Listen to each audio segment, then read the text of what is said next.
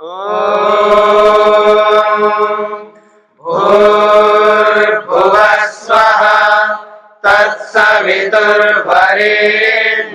भर्गो देवस्य धीमहि धियो यो नः प्रचोदयात्।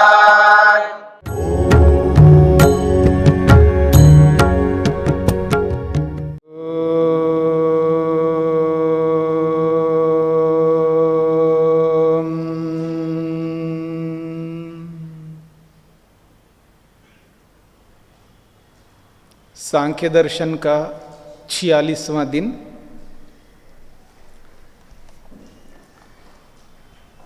प्रसंग हमारा चल रहा है मलिन चित्त में बीज का प्रहरो नहीं होता है। जिसका मन मलिन है, निर्मल नहीं है, जिसके मन में कूड़ा करकट है, अर्थात जिसके मन में राग द्वेष भरा हुआ है, काम क्रोध लोभ मोह ईर्षा अहंकार से ग्रस्त है जिसका मन, उसके मन में उपदेश का प्रभाव नहीं पड़ेगा। उसको अच्छी बातें समझ में नहीं आएंगी।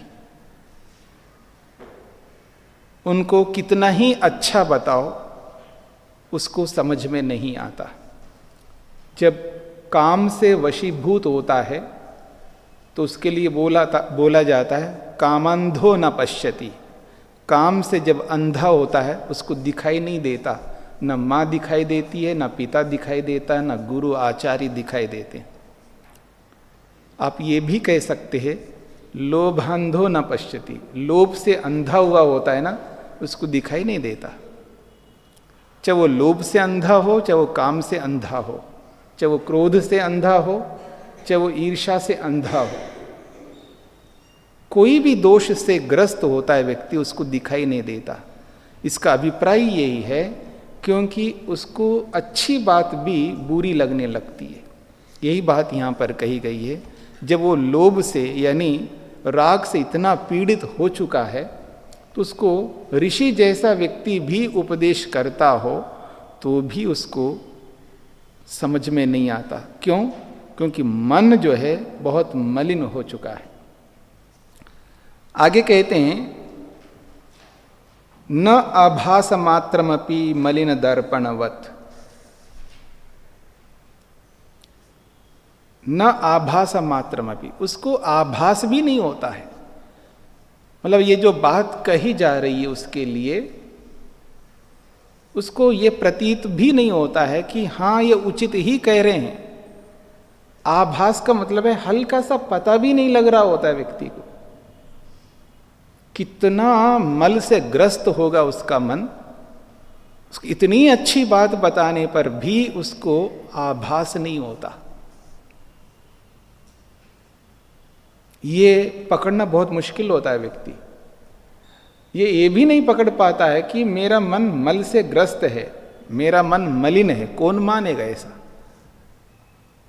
कोई नहीं मान सकता, लेकिन होता ही ऐसा ही होता है। इसलिए उसको अच्छी बात समझ में नहीं आ रही होती। किसी को आप कहा जाए ये तो दोषों के बारे में, बड़े दोषों के बारे में, छोटे मोटे दोष होते हैं ना, जैसे शरीर से बहुत मोटा हो गया व्यक्ति, चर्बी बढ़ी हुई है व्यक्ति की, उसको अच्छी बात कहो जी आपको व्यायाम करना चाहिए, नहीं समझ में आती है,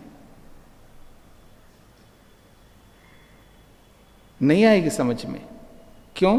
तो समझ लेना यही बात, न आभास मात्रमपि मलिन दर्पणवत्।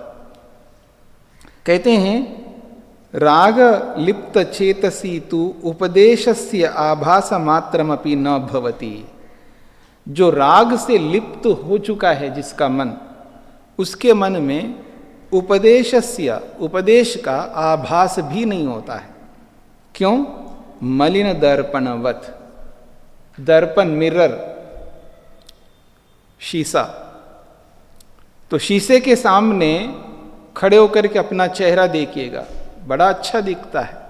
क्यों? साफ है वो, उसके ऊपर मल आया नहीं है।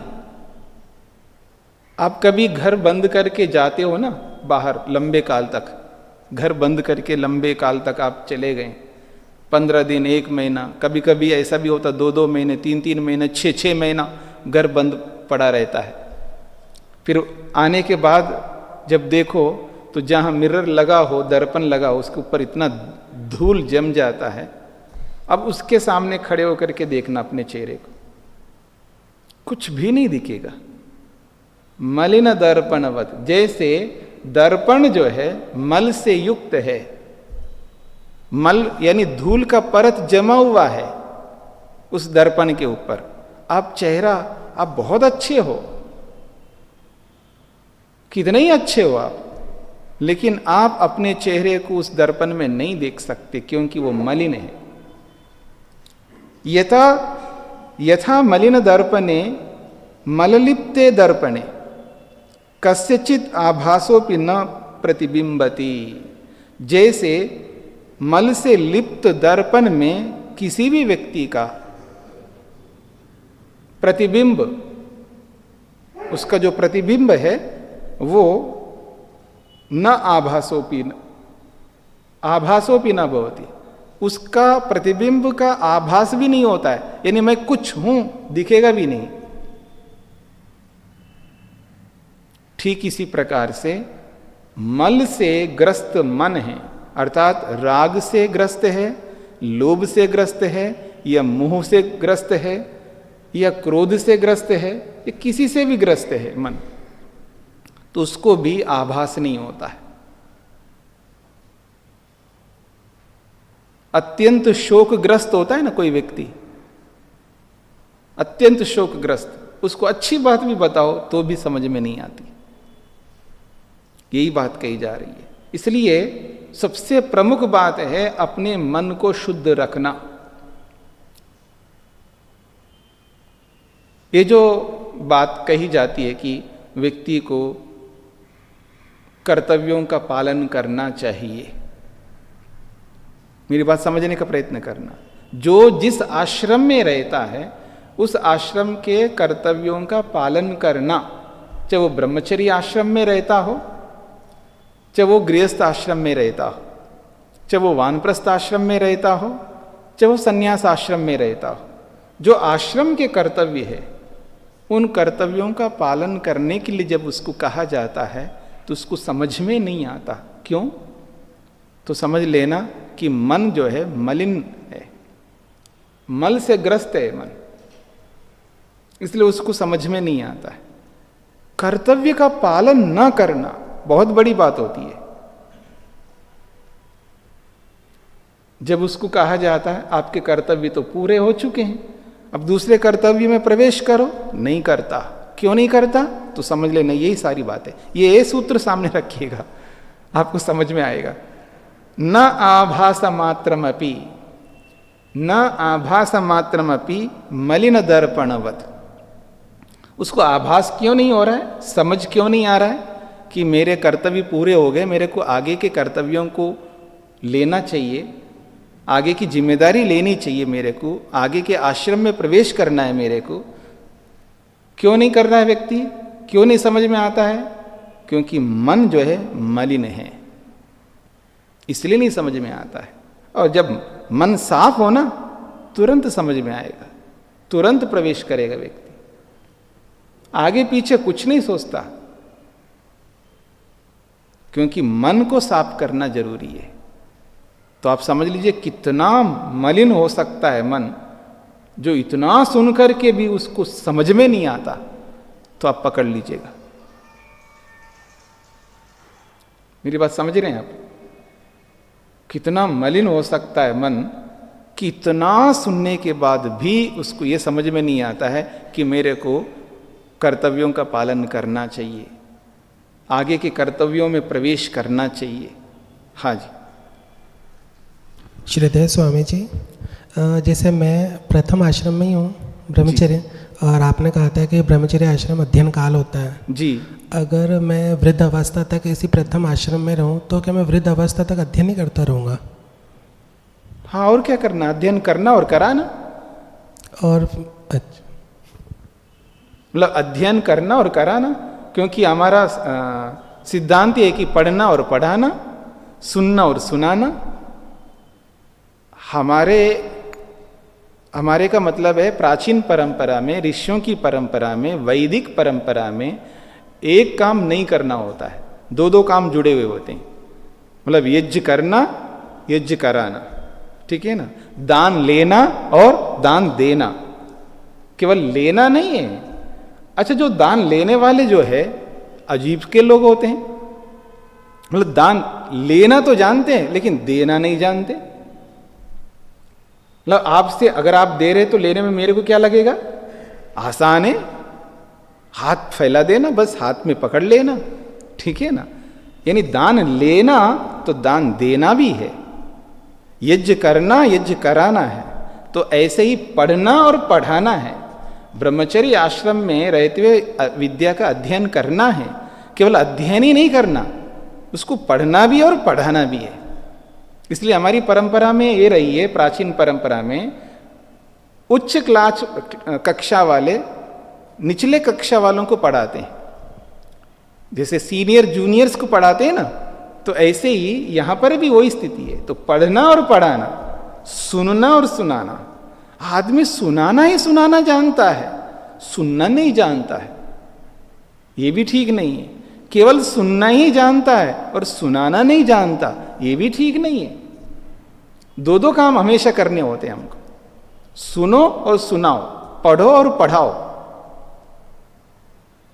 यज्ञ करो यज्ञ कराओ, दान दो और दान लो। मतलब ये गृहस्थियों के लिए नहीं बोला जा रहा है।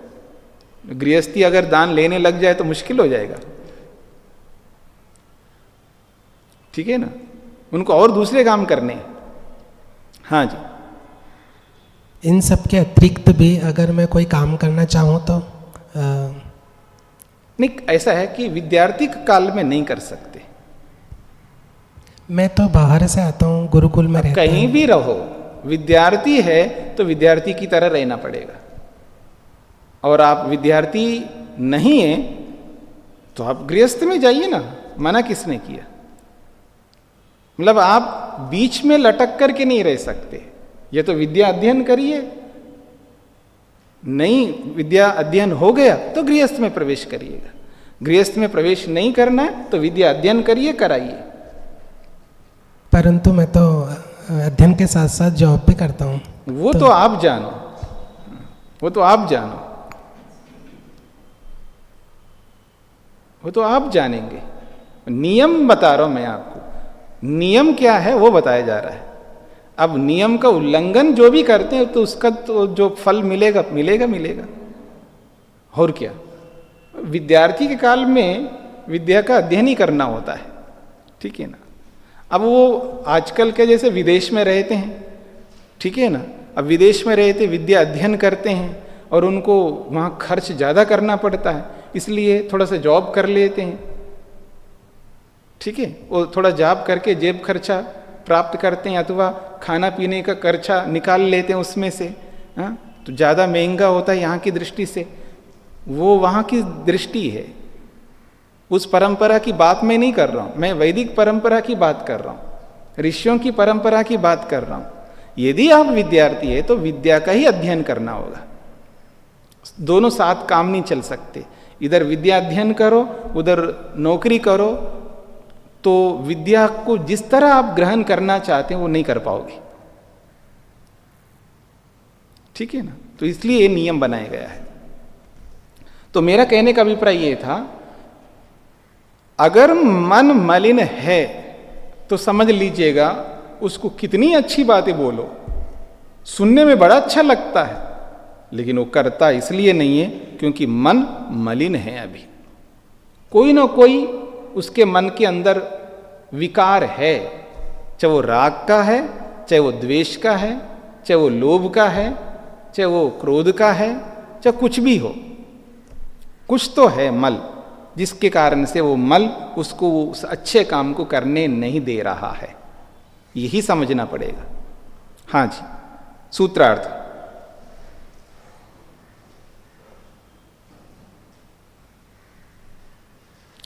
राग आदि से लिप्त, राग आदि से लिप्त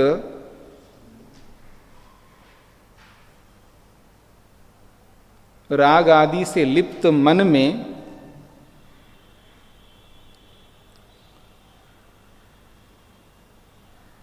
उपदेश का किंचित प्रभाव भी नहीं पड़ता।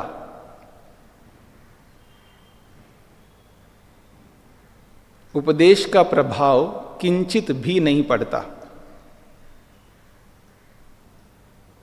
मलिन दर्पण के समान।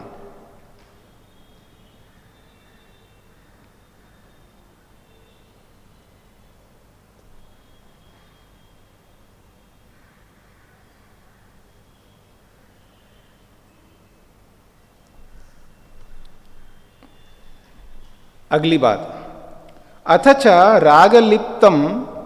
रागलिप्ते मलिनचित्ते किल उपदेशस्यापि स्यात् अन्यथा भावो।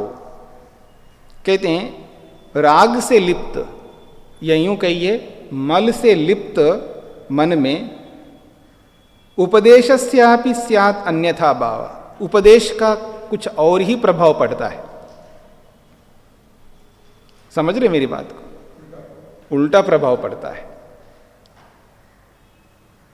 अगर कोई व्यक्ति मल से ग्रस्त है, उसके मन में काम, क्रोध, लोभ, ईर्ष्या, अहंकार, उनका बोल बहला बहुत है, इतना बोल भाल है उसके अंदर,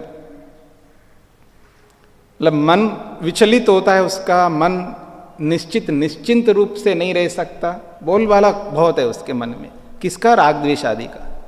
और उसको कोई अच्छी बात बता दो तो उसका उल्टा ही प्रभाव पड़ता है,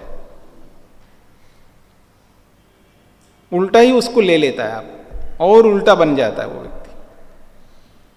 जितना आप रोकने का प्रयास करो उतना ही अधिक गलत करने लग जाता है व्यक्ति। कई बार ऐसा हो, बच्चे लोग ऐसे करते हैं ना, किसी बात को आप रोकने लगो तो और ज्यादा वो करने लगता है व्यक्ति। जब गुस्सा रहता है ना व्यक्ति के मन में, उसको ये उपदेश करो दी गुस्सा नहीं करना चाहिए, ऐसा गुस्सा क्यों करते हो? गुस्सा से ओतप्रोत है व्यक्ति, गुस्से से लाल चेहरा हो गया, पहले से लाल है और लाल हो गया टमाटर की तरह, ठीक है ना, टमाटर की तरह और लाल हो गया। अब उस इतने लाल पीला गुस्से से हुआ है, उसको कहे नहीं जी गुस्सा नहीं करना चाहिए ऐसे, फिर देखना उसका प्रभाव कैसे पड़ता है, उल्टा और गुस्सा करने लगेगा व्यक्ति। वो वाली स्थिति है। तो कह रहे हैं रागलिप्ते मलिन चित्ते किल उपदेशस्य स्यात् अन्यथा भाव, कुछ और ही प्रभाव पड़ता है उसमें। न तज्जस्यापि तद्रूपता पंकजवत। कहते हैं तज्जस्य तद्भवस्य खलु अपि तत्सदृशता न भवति पंकजवत।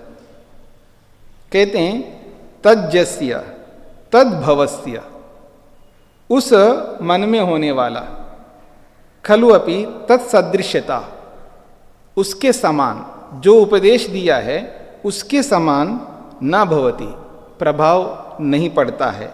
उदाहरण दिया पंकजवत, यथा ही उत्तमम बीजम पंके प्रक्षिप्तम। पंकज समझते हैं कीचड़। यथा उत्तमम बीजम पंके प्रक्षिप्तम न तद्रूपम तद्गुणम उत्पद्यते। यदि कीचड़ में बहुत उत्तम बीज बो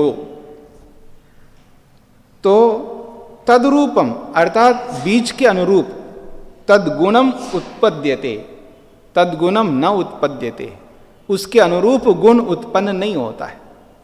बीज तो बहुत उत्तम है, लेकिन ऐसी गंदे स्थान पर आप उसको बोने लगो, जगह गंदा है, बहुत गंदा है, ऐसे जगह पर आप उत्तम बीज भी डालो तो उस बीज के अनुरूप फल नहीं मिलेगा आपको, यही कहना चाह रहे।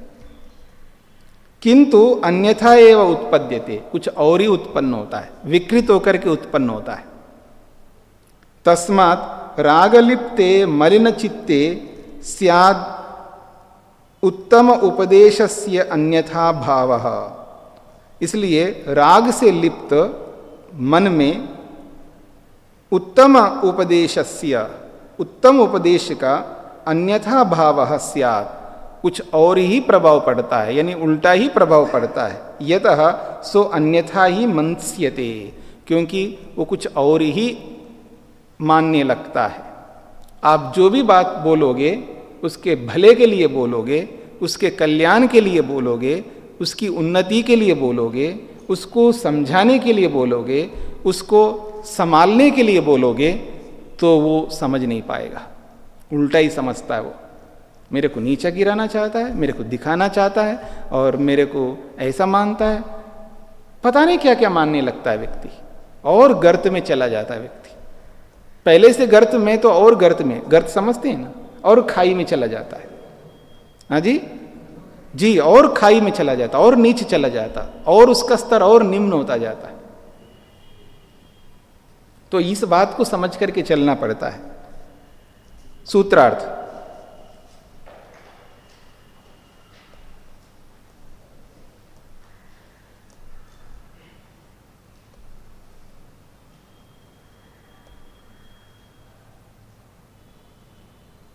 उत्तम उपदेश का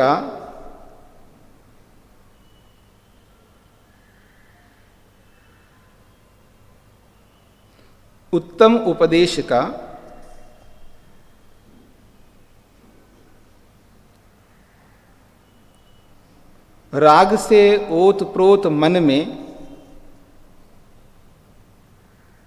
राग से ओत प्रोत मन में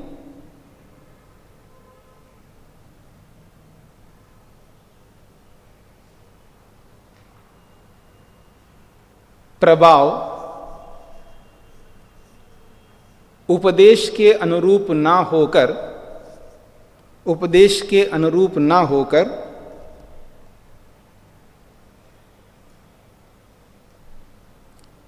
अन्यथा प्रभाव डालता है, अन्यथा प्रभाव डालता है।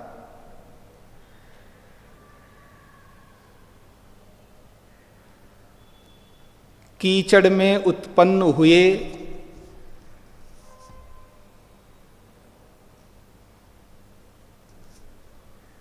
कीचड़ में उत्पन्न हुए जंगली चीजों के समान या जंगली वस्तुओं के समान।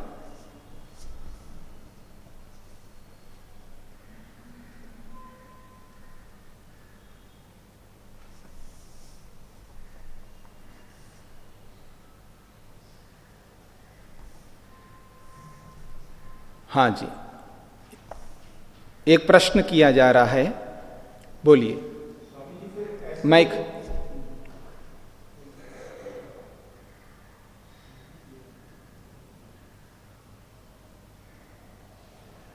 ऐसे लोग तो अपने परिवार में आसपास में होते हैं और जिनको गाइड करना भी अपना कर्तव्य है, फिर क्या करें? नहीं, देखिए, हमें गाइड तो करना है, हमें उनको समझाना तो है, पर कब समझाना, किस परिस्थिति में समझाना, ये हमें देखना पड़ता है। अभी मान लीजिए कोई व्यक्ति गुस्सा कर रहा है, अब जरूरी नहीं है ना उस गुस्से के काल में आप उसको समझाने लगो। जब वो शांत हो जाएगा उसके बाद आप समझा दो उसको। परिस्थिति को देखना पड़ता है, किस परिस्थिति में कब किसको क्या कहना चाहिए, उस परिस्थिति में उसको वही कहना होता है, अन्यथा उल्टा प्रभाव पड़ेगा। आदमी बहुत गर्म से चल रहा है, व्यक्ति बहुत गर्म हो रहा है, तो उसको आप कुछ नहीं समझा सकते। जब वो थोड़ा ठंडा हो गया, थोड़ा शांत हो गया, थोड़ा हंसने लगा, थोड़ा अच्छा व्यवहार करने लगा, तब बोल देने का। मेरा ये अभिप्राय नहीं है कि किसी को उपदेश ही नहीं करना है। उपदेश का मतलब है किसी को समझाना ही नहीं है, ऐसा नहीं है। समझाना तो हमारा कर्तव्य है। हमारे नीचे के जितने भी लोग होंगे, पुत्र हैं, पुत्री है, पोता है, पोती है, हाँ, भाई है, बहन है, विद्यार्थी है, हमारे नीचे हमारे अनुशासन में जो जो लोग रहते हैं उनको समझाना हमारा कर्तव्य है। और तब तक समझाएंगे जब तक वो स्वीकार नहीं करेंगे।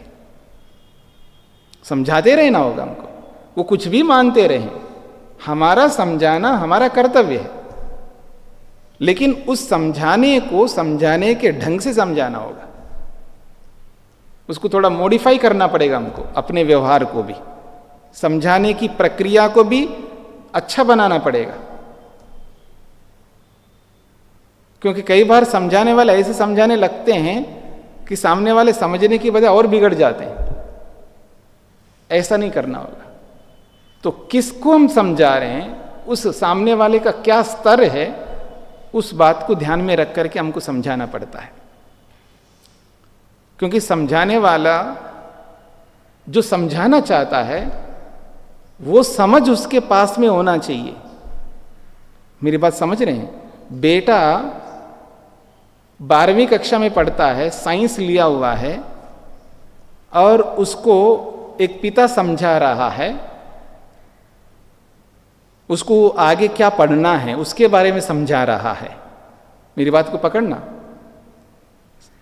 12वीं कक्षा में बेटा पढ़ रहा है, बेटा साइंस लिया हुआ है, और उस बेटे को समझा रहा है एक पिता कि आगे क्या तुम्हें पढ़ना है। तो पिता को ये समझ होना चाहिए ना, ये समझ रखना पड़ेगा उसको। नहीं रखता है तो रख ले, पहले खुद समझ ले, नहीं तो वो नहीं समझा सकता। वो 2 मिनट में ऐसा उड़ा देगा ना पिता को कुछ समझ में नहीं आएगा ये बोल क्या रहा है। फिर बाद में आजकल के बच्चे ऐसे तो पागल है, ऐसे बोलने लगते। अपने माँ बाप को ऐसे बोलते तो पागल है, इनको कुछ नहीं आता। ऐसे अपने को नहीं बनना है। हमें जानकारी भी प्राप्त करनी होती है ना। मैं ये नहीं कह रहा हूं आप भी साइंस पढ़िएगा, लेकिन साइंस की जानकारी भी प्राप्त करो ना, मेहनत करो ना, कुछ तो जानकारी प्राप्त करो, इंफॉर्मेशन लो लोगों से, और जानकारी प्राप्त करके ठीक प्रकार से प्रस्तुति दो अपने बेटे के सामने। ये परीक्षा है पिता का, तब जाकर के पुत्र कुछ समझ सकता है, नहीं तो आपकी बात को समझ नहीं पाएगा। और पुत्र अपने स्तर पर खड़ा है और पिता अपने स्तर पर खड़ा है, तो पुत्र को नहीं समझा सकता। उस पुत्र के स्तर पर जाना पड़ेगा पिता को, तब जाकर के समझा पाएगा। इसलिए आजकल जो माँ बाप अपने बच्चों को समझा नहीं पाते हैं और बच्चे अपने माँ बाप को समझा नहीं पाते हैं, ये एक ओर से समस्या नहीं है, सभी ओर से समस्या है। न माता पिता बच्चों को समझा पाते हैं, न बच्चे माता पिता को समझा पाते हैं। सब अपने अपने स्तर में खड़े होकर के समझाने लगते हैं। मेरी बात समझ रहे ना? सब अपने स्तर में खड़ा होता। मैं तो माँ हूं, अब माँ का अपना जो स्टैंडर्ड है, उसका जो स्तर है, वो माँ का स्तर बना करके फिर बेटी को समझाती है, तो बेटी समझ नहीं सकती। वो बेटी के स्तर पर जाना पड़ेगा माँ को, उसको खुरेदना पड़ेगा, इसका क्या स्तर है, ये क्या सोचती है, क्या विचार करती है, कहाँ जाना चाहती है, क्या करना चाहती है। उसके स्तर पर जा करके उसको समझ करके फिर उसके स्तर में खड़े होकर के एक मित्र के समान, एक साथी के समान, एक दोस्त के समान उसको समझाना पड़ेगा। तब जाकर के वो बेटी समझेगी, तब जाकर के वो बेटा समझेगा। नहीं तो बहुत मुश्किल होता है आज समझाना। ये जो काउंसलिंग की प्रक्रिया जो चल पड़ी है ना, क्यों? हम फेल हो चुके हैं इसलिए ऐसा हो रहा है। मतलब माता माँ होकर के बच्चे को नहीं समझा सकती है, माँ किस बात की? पिता होकर के अपने बच्चे को नहीं समझा सकते, पिता किस बात के? अपने विद्यार्थी को अपना स्वयं अध्यापक नहीं समझा सकता तो किस बात का अध्यापक हुआ? आप सबके साथ लगाइएगा। ये तो हमारी कमी है, इसलिए हमको काउंसलिंग करना पड़ता है, करवाना पड़ता है, लोगों को दूसरे के पास ले जाना पड़ रहा है। अपने ही बच्चों को समझाने के लिए दूसरों के पास ले जाना पड़ता है कि इनको समझाइएगा। क्यों हम समझा नहीं सकते? केवल पैदा करना, केवल पैसा कमाना और केवल उनको बड़ा करना, केवल उनके लिए पैसे देना, उनकी व्यवस्था कर देना, इतना ही कर्तव्य नहीं है माता पिता का, पूरा कर्तव्य लेना पड़ेगा। तो इसलिए अपने आप को भी ऐसा बनाना पड़ेगा ताकि हम अपनी ही संतति को समझा सके। इसलिए अंग्रेजी में बोलते ना, हाउ टू डील इट, कैसे डील करो मैं उसके साथ में, सामने वाला कौन है उसके साथ वैसे ही डील करना पड़ता है। अगर ऐसे डील नहीं किया तो हाथ से निकल जाएंगे। जब कस्टमर किसी दुकानदार के पास जाता है तो कैसे डील करता है वो? अपनी पत्नी को नहीं समझा रहा है घर पे, लेकिन वही आदमी दुकान में बैठ करके दुनिया के लोगों को समझा रहा है, बढ़िया ढंग से समझा रहा है, ठीक है ना। उनसे डील करना तो आता है उसको, और खुद के घर वालों से डील करना नहीं आ रहा है।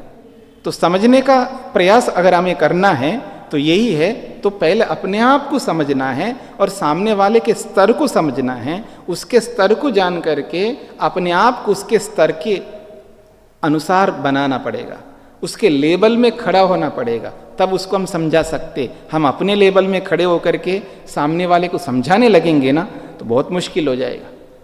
इसलिए सामने वाले समझ नहीं पाते। बहुत सॉफ्ट होना पड़ता है व्यक्ति को, बहुत सरल होना पड़ता है। अपने अहम को, अहंकार को ताला लगा के कहीं संदूक में डाल के रखना पड़ेगा, उसको कभी खोलना ही नहीं। अपने अहंकार को ऐसे कोने में डाल दो, उसको खोलना ही नहीं। फिर वो निरहंकारी बन करके, अहंकार रहित बन करके सामने वाले के स्तर पर खड़ा हो जाएगा। वो आसान है।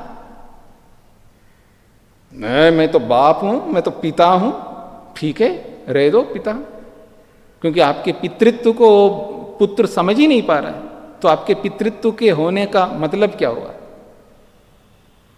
तो पितृत्व को, मातृत्व को हमें भी समझना है और सामने वाले को समझ करके वैसे व्यवहार करना, तो ठीक प्रकार से जब डील करेंगे तो आदमी समझ लेता है। ये हमारी कमी है, हम मेहनत नहीं करते इसके लिए। हमारे पास समय ही नहीं है ना, मेहनत कैसे करेंगे? हमारा समय तो और चीज़ों में लग रहा है। इसलिए इस बात को समझ करके चलेंगे तो आप मित्र को भी समझा सकते हो, आप पुत्र को भी समझा सकते हो, आपको पड़ोसी को भी समझा सकते हो, आप पति को समझा सकते हो, पत्नी को समझा सकते हो, विद्यार्थी को समझा सकते हो, अध्यापक को समझा सकते हो, सबको समझा सकते हैं। भगवान ने इतनी अच्छी बुद्धि सबको दी है, बस उसका प्रयोग करना आना चाहिए। कहाँ, कब, कैसे प्रयोग करना चाहिए ये सीख लें तो निश्चित रूप से हम उसमें सफल हो जाएंगे। इसी के लिए न्याय है। दर्शनों में एक न्याय, एक ऐसा दर्शन है, न्याय दर्शन यही सिखाता है व्यक्ति को कि कैसे आप दूसरों के साथ डील कर सकोगे। समझ रहे मेरी बात को? और केवल पढ़ने से नहीं आता है, हाँ, उसको पढ़ करके उसको व्यवहार में उतारना पड़ेगा हमको, तब आएगा। द्यो शान्तिरन्तरिक्षं शान्ति पृथिवी शान्तिरापः शान्तिरोषधयः शान्तिः वनस्पतयः शान्तिर्विश्वे देवाः शान्तिर्ब्रह्म शान्ति सर्वं शान्ति शान्तिरेव शान्ति क्षमा शान्तिरेधि। ॐ शान्ति शान्ति शान्तिः।